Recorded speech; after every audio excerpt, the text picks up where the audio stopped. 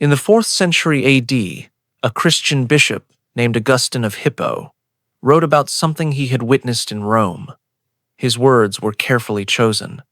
He was a man of education, a theologian who would become one of the most influential thinkers in Western history. He did not write carelessly. What he described was a temple. Inside the temple was a statue of a god called Mutunus Tutunus. The statue was carved in a very specific form. Augustine called it the shameful male member, exaggerated to monstrous proportions. And every Roman bride, on the night before her wedding, was required to visit this temple. She was required to sit upon this statue.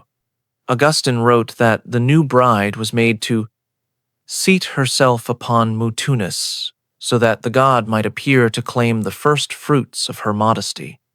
Augustine was horrified. He wanted his Christian readers to understand exactly what the pagans had been doing for centuries. He wanted them to know what Roman wedding rituals actually involved. He was not the only one. Another church father, Lactantius, wrote about the same practice. So did Arnobius. All three men documented what happened in that temple in explicit detail, precisely because they wanted to condemn it. They wanted to ensure that future generations understood what Christianity had abolished. They succeeded in abolishing the practice, but they also succeeded in preserving the evidence. Their disgust became our historical record. Their condemnation became our documentation. What you are about to learn comes directly from their accounts, supplemented by Roman historians, archaeological discoveries, and inscriptions carved in stone that have survived for 2,000 years. Tonight, I will show you what Roman wedding rituals actually looked like, not the dignified ceremonies depicted in movies, not the romantic unions described in novels, the real practices, the ones that began the night before the wedding, in a temple with a statue, the ones that included a simulated kidnapping, the ones that required the bride to scream and cry while men dragged her from her mother's arms, the ones that placed wedding guests outside the bedroom door all night, listening, singing songs about what was happening inside. You will follow 3 brides through these rituals. The first is Livia Drusilla. She was 19 years old in 38 BC when the most powerful man in Rome saw her, wanted her, and demanded that her husband divorce her immediately. Her husband was forced to agree. And then, incredibly, he was forced to give her away at her wedding to the man who had stolen her. Livia was 6 months pregnant with her husband's child when all of this happened. The second is Poppaea Sabina. She was considered the most beautiful woman in the Roman Empire. In 62 AD, Emperor Nero stole her from his best friend and made her his empress. 3 years later, he would kick her to death while she was pregnant. But before that, there was the wedding, and Poppaea had been married before. She knew exactly what the rituals required. She knew what was coming. The third is a woman named Caesia Prima. We know her name because it was carved on an inscription in Pompeii. She was 22 years old. She was not royalty, not nobility, just an ordinary Roman woman preparing for an ordinary Roman wedding. And then Vesuvius erupted, and the ash preserved everything: her wedding objects, her home, the artifacts that tell us exactly what a Roman bride experienced. 3 women, 3 weddings, 3 centuries apart. Each one faced the same rituals. Each one went through the same ceremonies. Each one discovered what it meant to be a Roman wife. If you are drawn to real history, the kind that reveals what human societies actually practiced, rather than what we prefer to imagine, subscribe now and hit the notification bell. Comment below telling me where in the world you are watching from. The temple of Mutunus Tutunus was torn down over 1,500 years ago. The statue inside was destroyed. The rituals were abolished, but the records survived. And what they describe will change how you see Roman civilization forever. Let us begin with what happened the night before a Roman wedding. Rome, 38 BC, a winter evening. Livia Drusilla was 19 years old, 6 months pregnant, and waiting for her life to be destroyed. She had been married for 3 years to a man named Tiberius Claudius Nero. They had a young son together. She was carrying their second child. By Roman standards, she had done everything right. She had been a faithful wife. She had produced an heir. She had managed her household with the competence expected of a woman of her station. None of it mattered now. 3 days earlier, a messenger had arrived at their home. The messenger came from Gaius Octavian, the most powerful man in the Roman world. Octavian was 34 years old, the adoptive son of Julius Caesar, the leader of armies, the controller of Rome's treasury. He had just defeated his rivals at the Battle of Philippi. He was consolidating power that would eventually make him the first Roman emperor, known to history as Augustus. And he had seen Livia at a public event. He had decided he wanted her. The message delivered to Livia's husband was simple. Divorce your wife. Give her to me. Tiberius Claudius Nero had fought on the wrong side of Rome's civil wars. He had opposed Octavian. He was in no position to refuse anything. If he tried to resist, Octavian would destroy him. His property would be confiscated. His family would be scattered. His life would probably end. Tiberius agreed to the divorce. But Octavian was not satisfied with merely taking another man's wife. He wanted something more. He wanted Tiberius to participate in what came next. He wanted the divorced husband to give away his former wife at her new wedding. He wanted Tiberius to stand at the ceremony and place Livia's hand in Octavian's hand and speak the traditional words blessing their union. The humiliation was the point. Octavian was demonstrating that he could take whatever he wanted, from whomever he wanted, and make them cooperate in their own degradation. Livia waited in her husband's house for what would happen next. She was 6 months pregnant. Her belly was visibly swollen with the child of the man she was being forced to leave. In a few days, she would become the wife of the man who had torn apart her family. But before that wedding could happen, she had to survive the night before. Because the night before a Roman wedding, the bride did not rest. She did not spend quiet hours with her family. She did not prepare in peaceful solitude. The night before a Roman wedding, the women came for her. They were called the pronubae, the matrons who would prepare her for what was coming. They arrived after dark. They had specific duties to perform, and the first duty took place at the temple of Mutunus Tutunus. What happened in that temple would determine whether the marriage was blessed with fertility.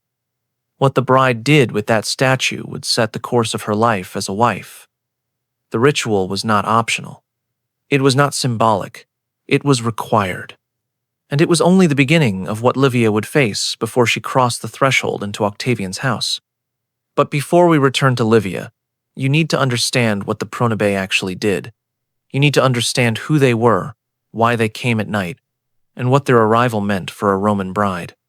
The women who knocked on Livia's door that night were not servants. They were not friends. They were something else entirely.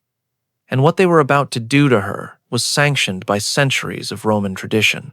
The pronubae were married women. This was essential.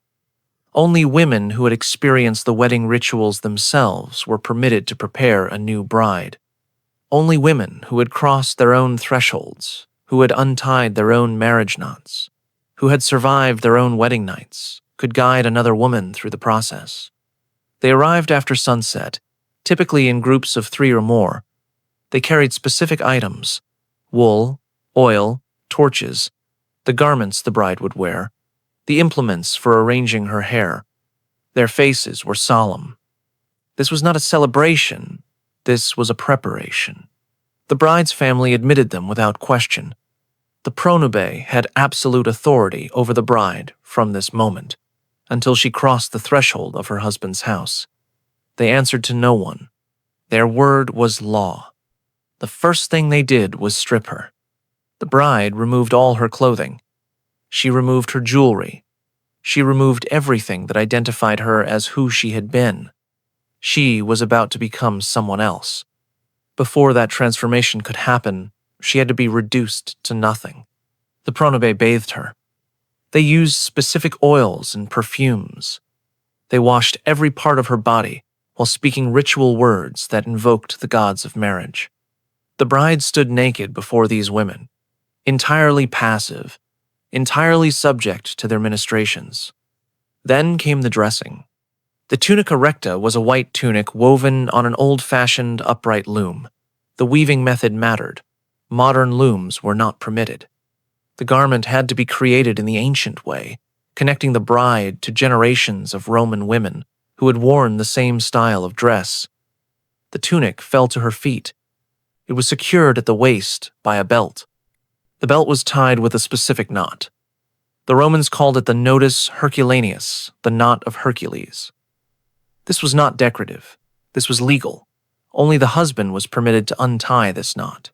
Only on the wedding night, in the bridal chamber, could the knot be loosened.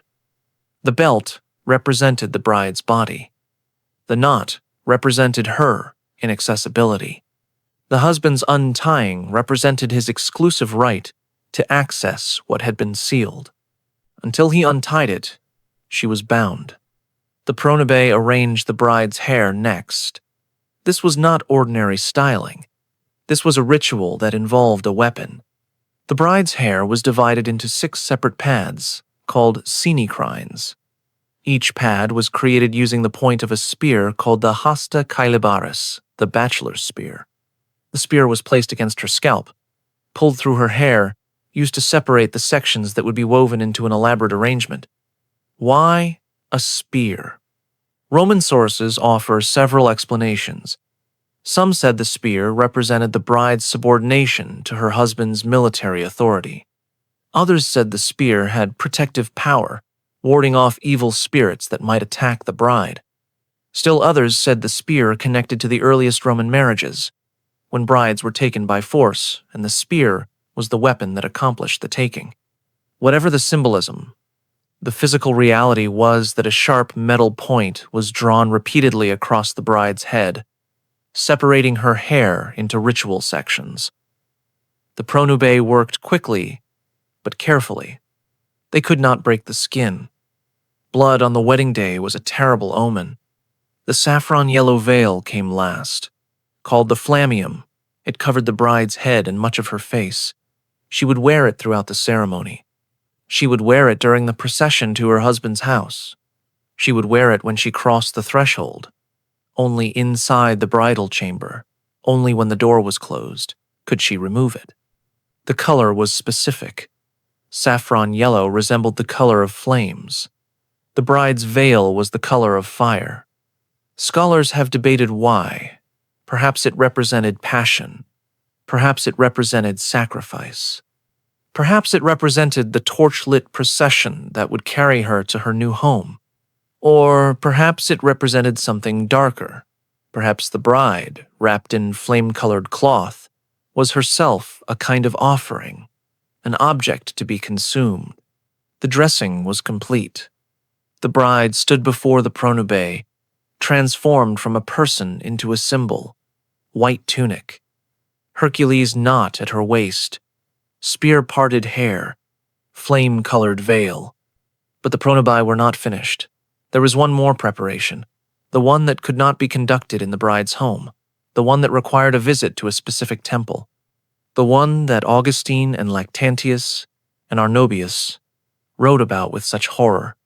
The temple of Mutunus Tutunus waited. And what the bride was required to do, there was something the church fathers could barely bring themselves to describe. The temple stood in Rome, near the Velabrum, the low-lying area between the Palatine and Capitoline hills. It was not one of the grand temples that tourists imagine when they think of Rome. It was small, old, possibly dating back to the earliest days of the city. Inside was a single cult statue of the god Mutunus Tutunus. The statue depicted the god in aroused male form. The proportions were, in Augustine's words, exaggerated to monstrous size. The statue was carved from wood or stone. It was polished, smooth. It was positioned so that a person could sit upon it. Every Roman bride, on the night before her wedding, was brought to this temple by the pronobae. She was escorted inside. She was positioned before the statue, and she was required to lower herself onto it. The sources are explicit. Augustine wrote that the bride sat upon the statue so that her modesty would first be offered to the god. Lactantius described the ritual as making the bride mount the phallus of Mutunus. Arnobius expressed disgust that Roman women were made to sit upon that obscene simulacrum. The Church Fathers were condemning the practice. They wanted their readers to be horrified. But in their condemnation, they preserved the details. They documented exactly what happened, precisely because they wanted the world to know what Christianity had abolished. The ritual's purpose was fertility. Romans believed that marriage existed primarily for the production of legitimate children. A barren marriage was a failed marriage. Wives who could not conceive could be divorced. Women who produced many children were honored. The statue of Mutunus Tutunus was believed to possess the power to grant fertility. By sitting upon it, the bride was offering her virginity symbolically to the god before offering it physically to her husband. The god received the first fruits. The husband received what remained. The bride was not alone during this ritual. The pronobae accompanied her. They positioned her. They ensured the ritual was performed correctly. They witnessed what happened. When the ritual was complete, the pronobae led the bride out of the temple and back to her home. The bride had been transformed again. She had entered the temple as a virgin. She left having given something of her virginity to a god. She belonged now, in some mystical sense, to Mutunus Tutunus. On her wedding night, she would belong to her husband. The temple was eventually destroyed. The statue was smashed. When Christianity became Rome's official religion in the 4th century, temples like this one were systematically demolished. The worship of Mutunus Tutunus ended. But for centuries, every Roman bride had been brought to that temple. Every Roman bride had been required to perform that ritual. Every Roman wife remembered what she had done the night before her wedding. Now, let us move forward in time to another bride who faced the same rituals. Poppaea Sabina was 30 years old in 62 AD. She was about to marry the Emperor Nero. And unlike Livia, who had been a young first-time bride, Poppaea had been married before. She knew exactly what the rituals required. She had already visited a temple like the one dedicated to Mutunus Tutunus. She had already sat upon a statue. But this wedding was different. This time, the groom was the most powerful and the most dangerous man in the world. Poppaea had been having an affair with Nero for years. She had convinced him to divorce his first wife, Octavia. She had schemed and manipulated to reach this moment. She had sacrificed everything to become empress. Now the pronubae came for her.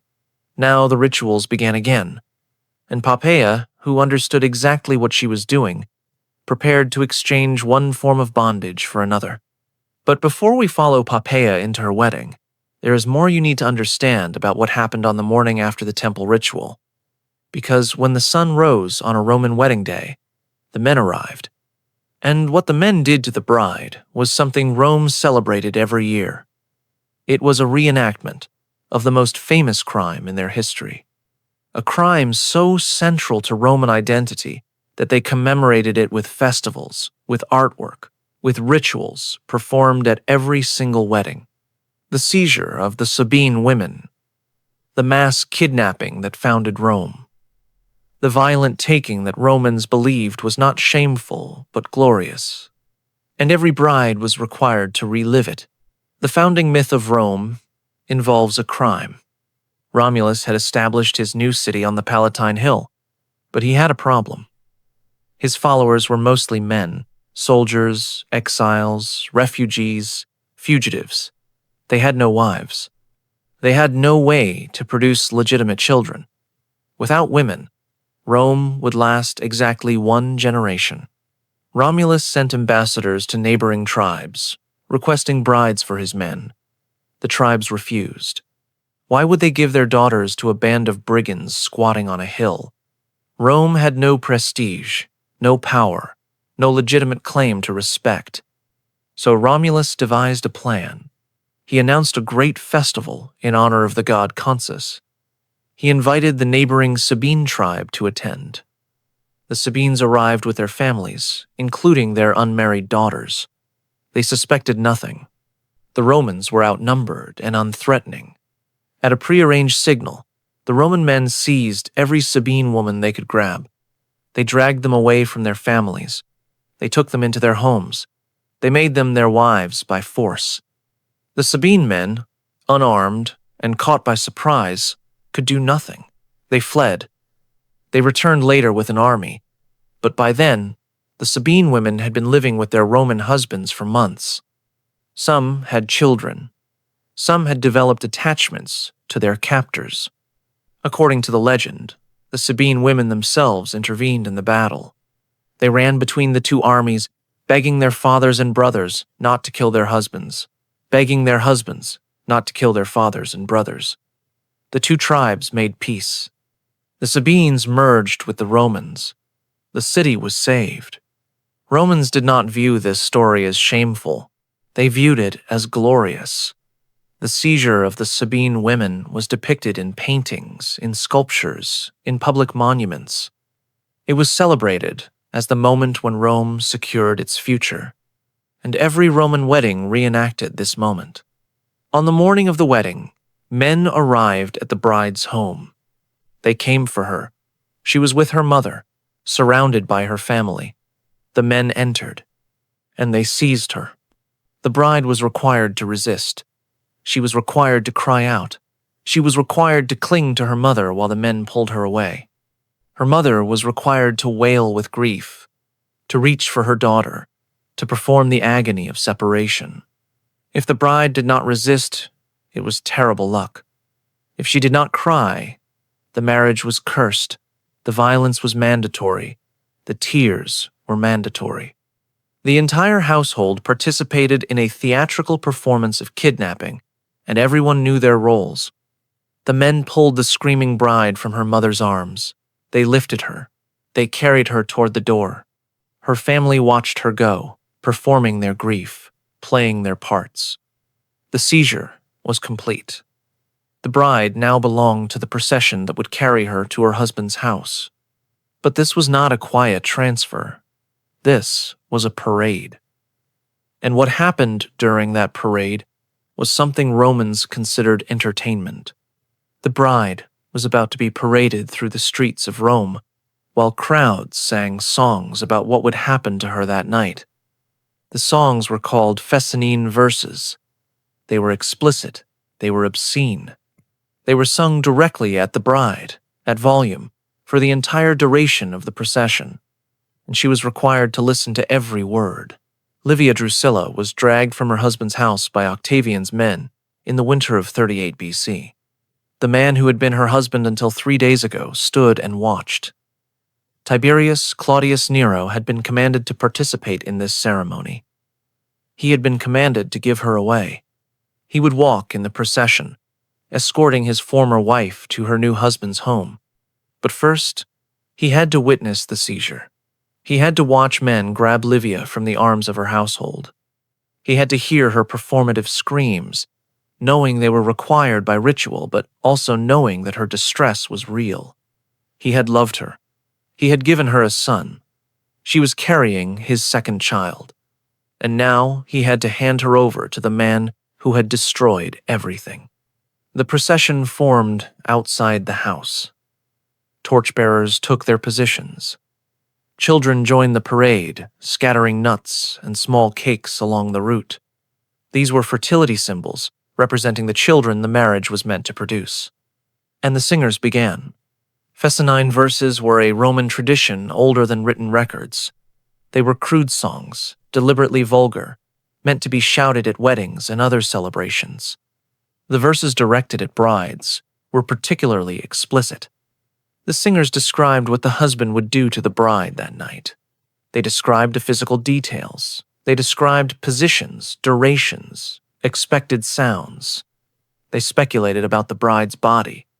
They offered advice to the groom. They made jokes about virginity, about blood, about what would happen when the knot of Hercules was finally untied. All of this was sung directly at the bride. She walked in the center of the procession, veiled but not hidden, while crowds lining the route heard every word. Children were present. Elderly relatives were present. The groom's family was present. Everyone heard the songs about what the bride would experience that night. The bride was expected to endure this in silence. She could not respond. She could not protest.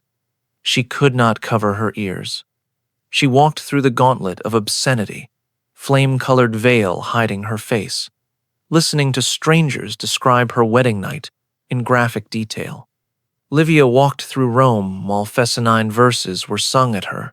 She was 19 years old, visibly pregnant with another man's child, being paraded to the house of the man who had stolen her. The singers made jokes about her condition. They speculated about whether Octavian would wait for the birth before consummating the marriage. They described what he might do to her swollen body. And somewhere in that procession, her former husband walked beside her, hearing every word. The procession wound through the streets for over an hour.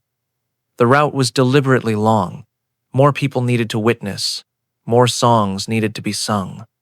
The bride's endurance was being tested. The public nature of her transfer was the point. Finally, the procession reached its destination, the groom's house, the threshold she was about to cross. But before she could cross it, there was one more ritual, one more performance, one more moment that would determine her legal status for the rest of her life. The threshold was not just a doorframe. It was a legal boundary. On one side, the bride was still her father's property. On the other side, she became her husband's property. The crossing could not be done casually. It could not be done independently. And what was about to happen to Livia at that threshold would seal her fate as completely as any legal document. The bride could not step over the threshold. This was essential. Her feet could not touch the wooden beam that marked the boundary between outside and inside. If she stumbled on the threshold, the marriage was cursed. If she tripped, the marriage would fail. So she was carried. Men lifted the bride and passed her across the threshold into the house. Her feet never touched the boundary. She was transferred like an object, handed from the outside world into her husband's domain. Once inside, she belonged to him. The legal term was manus, meaning hand. The bride passed into her husband's hand. She became his property as completely as his slaves, his furniture, his livestock. He controlled her body. He controlled any property she brought to the marriage. He controlled any children she would bear. He controlled whether she lived or died. A husband in full manus marriage could discipline his wife however he saw fit. The law did not interfere in domestic matters. A husband could beat his wife without legal consequence. If she committed adultery, he could kill her without legal consequence. If she drank wine without permission, he could kill her without legal consequence. The case of Ignatius Mycenius was well known in Rome. He had discovered his wife drinking wine. He beat her to death. He was tried for murder. He was acquitted. The judges ruled that a wife who drank wine without permission had committed a crime serious enough to justify capital punishment by her husband. This was the legal status the bride was entering when she crossed the threshold. This was the hand she was placed into. This was what the lifting, the carrying, the transferring represented. But first, before she was carried inside, the bride performed one more ritual. She anointed the doorframe. She touched the wooden posts with oil and animal fat. She wound bands of wool around the frame. She was marking her new home. She was sealing the boundary she was about to cross. She was participating in the creation of her own cage. Then the men lifted her. Then she was carried inside. Then her feet touched the floor of her husband's house, and everything changed. In 38 BC, Livia Drusilla was carried across the threshold of Octavian's house. Her former husband had escorted her to this moment. He had placed her hand in Octavian's hand. He had spoken the traditional words blessing their union. And now he watched as she disappeared into the house of the man who had taken her. Tiberius Claudius Nero walked home alone. His wife was gone. The child she carried was his, but the child would be raised by Octavian. The son they already had would be raised by Octavian. Everything Tiberius had built was now property of the most powerful man in Rome. Meanwhile, inside the house, the wedding feast was beginning, and the guests were taking their positions for what would happen after. They would not be leaving. They would remain in the house all night. They would station themselves outside the bridal chamber. They would listen for sounds. They would sing songs until dawn. The bride's wedding night was not private. It was witnessed. And what the witnesses did was something no modern wedding guest could imagine. The wedding feast filled the groom's house with celebration. Couches were arranged for reclining. Food was served in courses that lasted for hours. Wine flowed continuously. The bride sat in her husband's lap, a ritual position that displayed his ownership.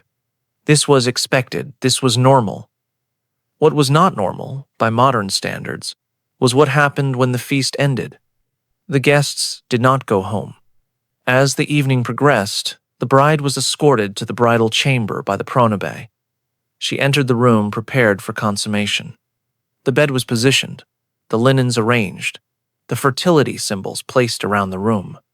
The groom followed after a suitable interval. The door was closed. And outside that door, the wedding guests gathered. They brought torches. They brought musical instruments. They brought voices trained in the songs that would be sung until sunrise. They positioned themselves as close to the door as possible, and they began to sing. The songs were called epithalamia, wedding songs. Like the Fescennine verses sung during the procession, these songs were explicit. They described what was happening inside the room. They offered encouragement to the groom. They speculated about what sounds they expected to hear. They listened for those sounds. A wedding night was not complete until it was witnessed. The guests needed to hear evidence of consummation.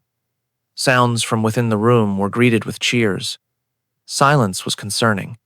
Extended silence might mean something was wrong. The guests remained all night. They took shifts sleeping, but someone was always awake, always listening, always ready to add their voice to the songs. When dawn finally came, the singing stopped. The consummation was presumed complete. The bride emerged, no longer a virgin, now fully a wife. The bloody sheets were sometimes displayed. This practice varied by family and by era, but the evidence of virginity lost was considered valuable. A bride who did not bleed might be suspected of having been unchaste before marriage. The display proved her value. Now let us move to 62 AD. Poppaea Sabina was about to marry Emperor Nero. She had been through a Roman wedding before. She knew what the feast would involve. She knew about the guests outside the door. But this wedding was different. The groom was the emperor. The guests were senators, generals, the most powerful people in the Roman world. And the man she was about to enter the bridal chamber with had already demonstrated what he was capable of. Nero had murdered his own mother 3 years earlier. Agrippina the Younger had made him emperor, and he had repaid her by ordering her assassination. The killers had stabbed her in the womb, and she had died saying, "Strike here, this is what bore Nero." This was the man Poppaea was marrying. This was the man she would enter the bridal chamber with, while senators listened outside the door. Poppaea had schemed for years to reach this moment. She had convinced Nero to divorce his first wife, Octavia. She had made herself indispensable. She had endured his instability, his violence, his unpredictable rages.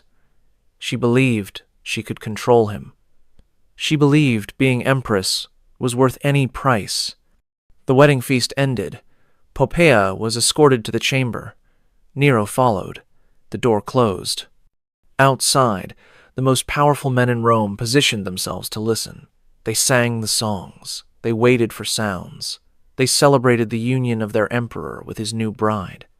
3 years later, Nero would kick Poppaea to death while she was pregnant with his child. But on that wedding night, she was alive, and she was empress, and she had achieved everything she had worked for. The guests sang until dawn. Poppaea knew the rituals, but she also knew the objects. She had worn them before. She would wear them again. And some of these objects have survived, preserved in museums and archaeological sites, telling us exactly what Roman brides carried into their wedding nights. The most significant was the fascinum. The fascinum was an amulet in phallic form. Roman brides wore it during the wedding ceremony, suspended from a cord around the neck or pinned to the tunica recta. The object was believed to ward off evil spirits, to protect the bride from malevolent forces, to ensure fertility in the marriage. The same symbol hung in the bridal chamber. Larger versions were mounted on walls or placed on shelves, positioned to bless the union that would be consummated below. The fascinum watched over the wedding night. Here is a detail that tells you everything about Roman religion. The sacred fascinum of the Roman state was kept in the Temple of Vesta.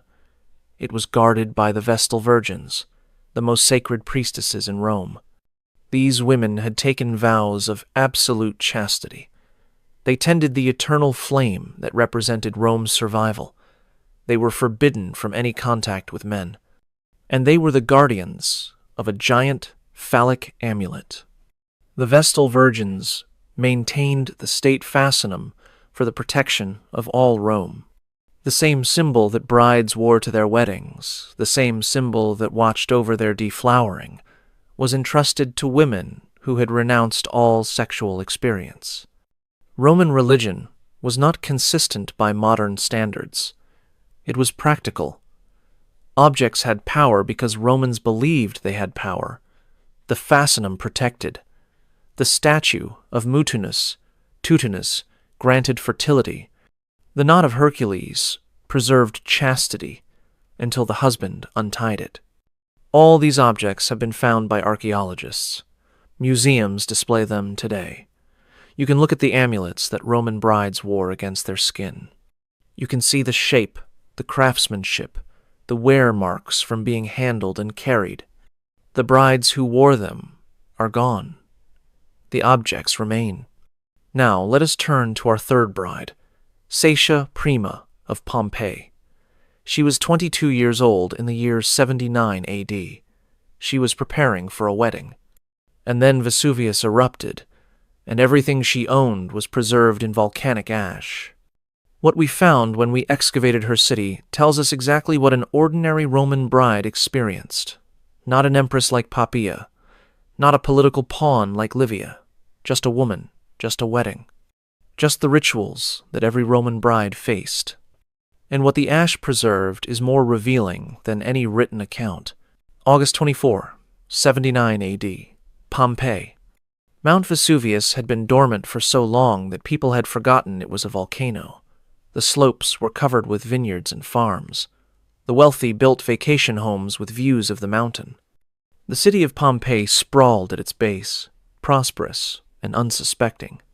We know from inscriptions that Satia Prima was preparing for a wedding around this time. We know her name because it was carved in stone. We know she was 22 because her age was recorded.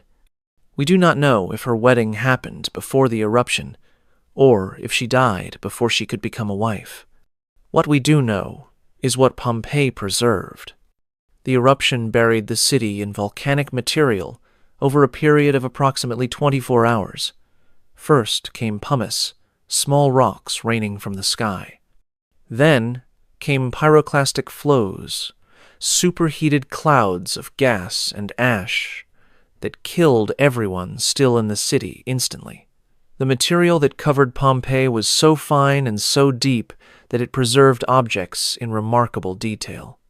When archaeologists began excavating in the 18th century, they found houses frozen in time, food still on tables, pets still in corners, bodies still in the positions where death had found them. They also found wedding objects.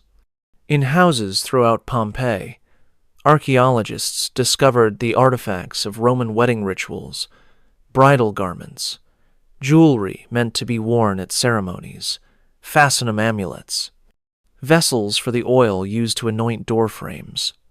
The material culture of Roman weddings preserved intact. The house of the wedding of Alexander contains wall paintings that depict wedding ceremonies in explicit detail.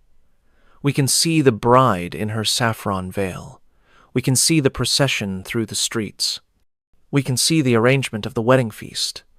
Graffiti preserved on Pompeian walls includes references to weddings and wedding nights. Romans wrote on their walls constantly, recording thoughts, jokes, complaints, and observations. Some of this graffiti describes what happened in bridal chambers. The language is frank. The Romans had no tradition of sexual discretion in their informal writing. What was Caesia Prima's wedding going to look like? We can reconstruct it from the evidence. She would have been visited by the pronobae the night before. She would have been stripped, bathed, dressed in the white tunic with the knot of Hercules at her waist. Her hair would have been parted with the iron point of the spear. Her flame-colored veil would have been placed over her head. She would have visited a temple like the one dedicated to Tutunus. Pompeii had its own fertility shrines. She would have performed the ritual that Augustine would later condemn.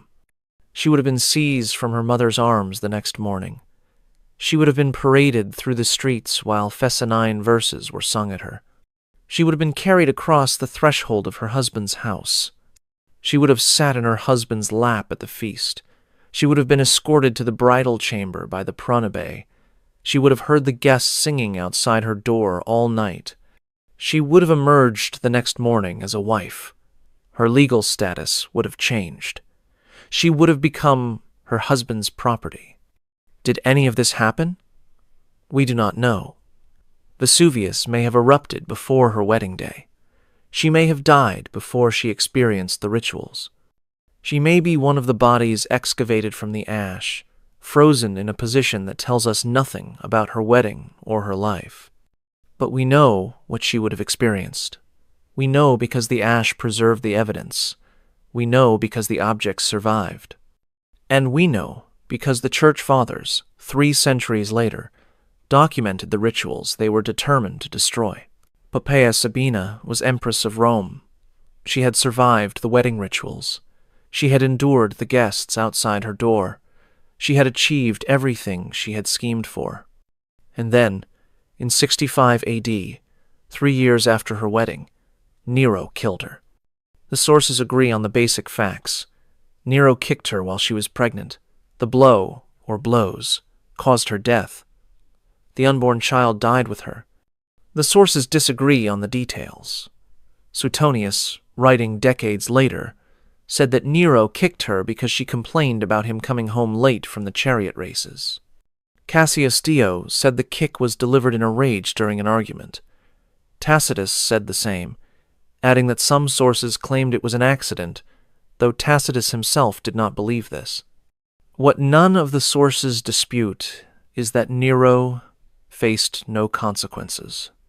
A Roman husband had absolute authority over his wife in a manus marriage. He could discipline her as he saw fit. He could kill her for cause. The law did not interfere. Poppaea was 35 years old when she died. She had been empress for 3 years. She had borne Nero 1 daughter, who died in infancy. She was carrying his 2nd child when his foot ended both their lives. After her death, Nero had her body embalmed with spices and perfumes rather than cremated. This was a foreign custom, Egyptian, unusual for a Roman. Some historians interpret it as evidence that Nero was devastated by her death, that he wanted to preserve her body rather than destroy it. Others point out that Nero's behavior afterward suggested something other than grief. According to Suetonius, Nero later encountered a young freedman named Sporus who bore a striking resemblance to Poppaea. He had Sporus castrated and married him in a public ceremony, dressing him in Poppaea's clothes and treating him as his wife. The accounts of Nero's treatment of Sporus are disturbing in ways that go beyond the scope of this narrative. What matters for our purposes is this: Poppaea's death demonstrated the ultimate vulnerability of Roman wives. She had been the most beautiful woman in the empire. She had been empress. She had wielded enormous influence. None of it protected her from her husband's violence. None of it saved her from being kicked to death while pregnant. Livia Drusilla had better luck. She survived Octavian, who became Augustus, who became the most powerful man in human history. She survived him by 15 years, dying in 29 AD at the age of 86. But Livia's survival was not due to the protection of law. It was due to her political skill. She made herself useful. She made herself indispensable. She navigated Augustus's moods and appetites for 52 years of marriage. She may have committed crimes herself. Roman historians suspected her of poisoning rivals and obstacles. She survived by being more dangerous than the forces that threatened her. Most Roman wives did not have that option. Most Roman wives were ordinary women married to ordinary men, subject to the same laws, protected by nothing, at the mercy of husbands who could do whatever they wanted. The wedding rituals that celebrated male power over female bodies were not symbolic. They were predictive. They foretold what a wife's life would be. They demonstrated, on the first day, the vulnerability that would characterize every day after. But the rituals would not last forever. A new religion was spreading through the empire, and its followers looked at Roman wedding practices with horror.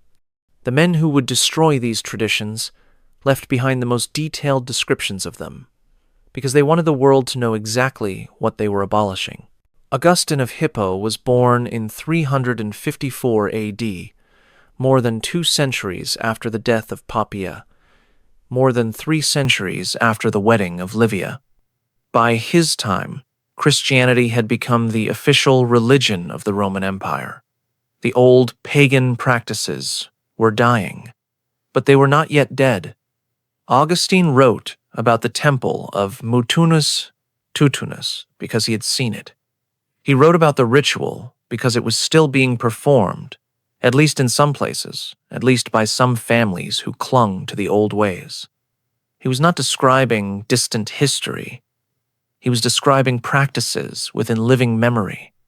His condemnation was blistering. He called the ritual obscene. He called it shameful.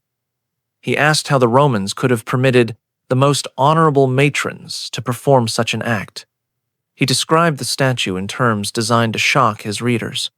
He wanted Christians to understand exactly what paganism had required. Lactantius was equally explicit. Writing in the early 4th century, he documented the ritual in detail. He specified the god's name. He described the statue's form. He explained what the bride was required to do. He made sure that future generations would know. Arnobius, writing around the same time, added his own account. He expressed disbelief that civilized people could have practiced such a religion. He ridiculed the idea that fertility could be obtained from a statue. He mocked the god Mutunus Tutunus as a primitive absurdity. All 3 men wanted to destroy pagan religion. All 3 men wanted Christianity to triumph completely. And all 3 men understood that documenting pagan practices in explicit detail was a weapon against them. The more shocking the description, the more powerful the condemnation. They succeeded. The temples were demolished. The statues were smashed. The rituals were abolished. But in their success, they preserved the evidence. We know what happened in the temple of Mutunus Tutunus because Augustine told us. We know what Roman wedding rituals involved because the Church Fathers documented everything they wanted to destroy. The great irony is that our most detailed sources for pagan Roman marriage practices are Christian texts condemning those practices. The Romans themselves did not write extensive descriptions of their own rituals. Why would they? Everyone knew what happened at weddings. There was no need to explain the obvious. The Christians provided the explanation. Their horror became our historical record. The temple of Mutunus Tutunus is gone.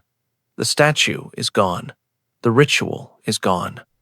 But when you attend a wedding today, you participate in echoes of what we have described. The veil. Roman brides wore veils, and modern brides wear veils. The colors have changed. The saffron yellow is now typically white, but the covering of the bride's face, the concealment until the appropriate moment, the revelation to the groom, all of this descends from Roman practice. The threshold carry. The tradition of carrying the bride across the threshold of her new home is directly Roman. The Romans did it because the bride's feet could not touch the boundary. The legal significance is gone. The gesture remains. The best man, the groom's attendant standing beside him at the ceremony, has Roman origins. In Roman weddings, the groom's friends helped with the seizure of the bride from her mother's arms. They participated in the simulated kidnapping. The best man is a descendant of the men who grabbed the screaming bride. The wedding cake. Romans served a special cake at weddings that was broken over the bride's head for fertility. The breaking and sharing of ceremonial bread persisted through centuries. Modern wedding cakes are distant descendants of this Roman practice. The ring finger. Romans believed that a vein ran directly from the fourth finger of the left hand to the heart. They called it the vena amoris, the vein of love. Modern engagement and wedding rings are placed on this finger because of Roman belief. The June wedding. The month of June was sacred to Juno, the Roman goddess of marriage. Romans considered June the luckiest month for weddings. The preference persists today. None of these surviving traditions involve the darker elements of Roman wedding practice. The temple ritual is gone. The simulated kidnapping is gone. The obscene songs are gone. The guests outside the bedroom door are gone. Christianity stripped away the elements that violated its moral teachings and preserved the elements that did not. What remains are symbols without their original meanings, gestures without their original contexts, traditions whose origins most participants no longer know. But now you know. Let us return, one final time, to the three women whose weddings we have followed. Livia Drusilla was carried across the threshold of Octavian's house in 38 BC. She was 19 years old and 6 months pregnant with another man's child. Her former husband had given her away. Her new husband was the most powerful man in Rome. The child she was carrying, a boy, was born 3 months later. Octavian named him Tiberius after his biological father. He would be raised in Octavian's household. He would eventually become the second Roman emperor. Livia never bore Octavian any children. Some historians believe this was deliberate. She may have used the contraceptive methods known to Roman women to prevent pregnancy. She may have calculated that children by Octavian would complicate her position, would create rivals to the sons she had already borne. Whether by choice or by chance, her childlessness with Augustus gave her a unique position. She was not the mother of potential heirs. She was not entangled in succession disputes. She was free to exercise political influence without the complications of maternal interest. She used that freedom brilliantly. For 52 years, Livia was at Augustus's side. She advised him. She influenced appointments. She may have eliminated rivals. Roman historians were convinced she had poisoned several of Augustus's potential heirs to clear the way for her own sons. When Augustus died in 14 AD, Livia's son Tiberius became emperor. She was the mother of the ruler. She took the title Augusta. She was the most powerful woman Rome had ever seen. She died in 29 AD at the age of 86. She had outlived Augustus by 15 years. She had shaped Roman history for over half a century. The girl who had been seized from her husband's home, who had been paraded through the streets, who had been transferred like property from one man to another, that girl had become an empress. Poppaea Sabina's story ended differently. She married Nero in 62 AD. She was 30 years old, legendary for her beauty, victorious in the intrigues that had brought her to the throne. She had survived the wedding rituals. She had achieved imperial power. 3 years later, she was dead. Nero's kick ended her life, and the life of her unborn child. She was 35 years old. Nero would continue as emperor for 3 more years before committing suicide during a military revolt. He died, quoting Greek poetry, convinced to the end of his own artistic greatness. Poppaea's body, embalmed rather than cremated, was placed in the mausoleum of Augustus. She rests there still, if her remains survived the centuries. The most beautiful woman in Rome, killed by her husband's rage, preserved in Egyptian fashion by his guilt or his obsession. Caesar Prima's story has no ending. We know her name. We know her age. We know she was preparing for a wedding in Pompeii in 79 AD. We do not know if she married before Vesuvius erupted. We do not know if she survived the eruption. We do not know where her body lies or whether it was ever found. She is every woman. She is the ordinary bride whose wedding was not recorded by historians, whose rituals were not attended by emperors, whose life passed without leaving a mark beyond her name carved in stone. Hundreds of thousands of Roman women went through what she went through. They visited the temples. They sat on the statues. They were seized from their mothers. They were paraded through the streets. They heard the songs. They crossed the thresholds. They became property. Most of them left no trace. Their names are lost. Their experiences are unrecorded. They existed, and they suffered, and they died, and the evidence of their lives vanished. Caesar Prima's name survived because it was carved in stone and because a volcano preserved it. That is all. Her name and her age and the knowledge that she was about to be married. It is not much. It is more than most Roman brides received. The night before a Roman wedding, a woman was taken to a temple. Inside that temple was a statue of a god in aroused male form. She was required to sit upon it. This was not metaphor. This was not symbol. This was ritual practice, documented by multiple sources, condemned by church fathers who witnessed it and wanted it destroyed. The morning of a Roman wedding, the bride was seized from her mother's arms. She was required to scream, to cry, to resist. The violence was performative, but mandatory. It reenacted the mass kidnapping that had founded Rome.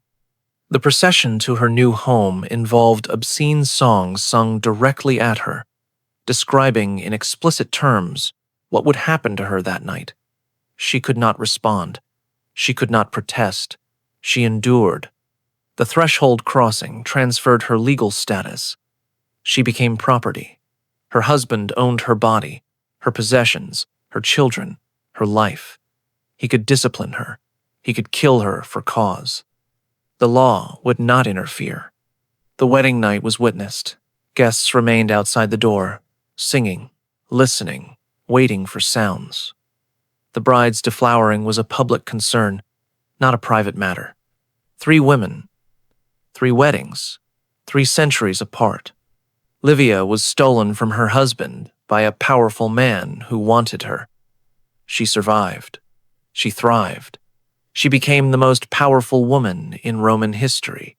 Her survival was a testament to her political genius, not to any protection the law provided. Poppaea achieved everything she schemed for and was killed by her husband 3 years later. Her beauty, her status, her imperial position protected her not at all. Caesar Prima's fate is unknown. She was an ordinary woman. Her wedding, if it happened, was an ordinary wedding, she would have experienced everything we have described. And then she would have lived whatever life marriage gave her, protected by nothing, subject to her husband's will. The temple of Tutanus, was demolished 1,500 years ago. The statue was destroyed. The rituals were abolished. Christianity remade Roman marriage into something less explicit, less public, less violent. But echoes remain: the veil, the threshold, the ring finger, the best man, the June wedding, gestures whose origins are forgotten, symbols whose meanings have been lost, traditions that connect us to practices we would not recognize. Now you know what those origins were. Now you know what Roman brides experienced. Now you know what the church fathers were so determined to destroy. The three brides are gone. Livia lies in the mausoleum of Augustus. Poppaea lies beside her, or her embalmed remains do. Caesia Prima lies somewhere, beneath the ash of Pompeii, or perhaps she escaped, or perhaps she died elsewhere. Their stories ended. The rituals ended. Rome itself ended. The evidence remains. The objects in museums. The words of Augustine and Lactantius and Arnobius. The inscriptions carved in stone. The ash that preserved what fire and time would otherwise have destroyed. What you do with this knowledge is your choice. You can see it as distant history, customs of a civilization long dead. You can see it as warning, evidence of what societies normalize when no one questions tradition. You can see it as revelation, truth about human practices that most people prefer not to know. If you found this valuable, subscribe and hit the notification bell. Share with anyone who thinks they understand what Roman civilization was really like. Comment below telling me where in the world you are watching from. The temple is gone. The rituals are abolished. The brides are forgotten, except for those few whose names survived. Now you know their stories. Now you know what they faced. The night before their weddings, the women came for them. The morning of their weddings, the men came for them. And everything that happened after was sanctioned by law, blessed by religion, celebrated by tradition. They made her sit on it the night before, and that was only the beginning.